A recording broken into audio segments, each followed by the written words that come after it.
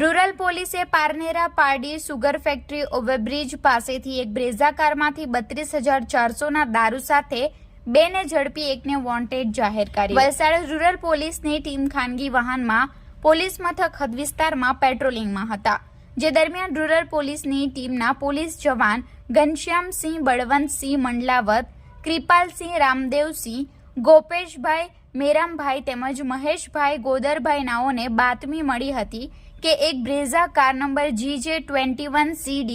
9374માં 2 જેટલા ઈસમો દારૂ ભરી વાપીથી વલસાડ થઈ નવસારી તરફ જનાર છે, જે બાતમીના આધારે પોલીસના જવાનોએ પારનેરા પારડી સુગર ફેક્ટરી ઓવરબ્રિજના ઉતરતા છેડે નેશનલ હાઈવે નંબર 48 વાપીથી સુરત જતા ટ્રેક ઉપર નાકાબંધી ગોઠવી હતી, જે દરમિયાન બાતમી હકીકતવાળી કાર આવતા સરકારી લાકડા વડે ઊભી રાખવાનો ઈશારો કરતા કાર ચાલકે પોતાની કાર રોડની સાઈડમાં સર્વિસ રોડ ઉપર ઊભી રાખી હતી અને કાર પાસે જઈ કારમાં ચેક કરતા ડિક્કીના ભાગેથી ભારતીય બનાવટની વિદેશી દારૂના બોક્સ ભરેલા મળી આવ્યા હતા। ત્યારે મોટા પ્રમાણમાં દારૂનો જથ્થો હોય, રોડ ઉપર ઉતારી ગણવો હિતાવહ ન હોય, તેથી કારને રૂરલ પોલીસ મથકે લાવી દારૂની ગણતરી કરતા કુલ 360 નંગ દારૂની બોટલ, જેની કિંમત 32,400, બ્રેઝા કારની કિંમત 7 લાખ તેમજ 3 મોબાઈલ ફોન જેની કિંમત 20,000 મળી કુલ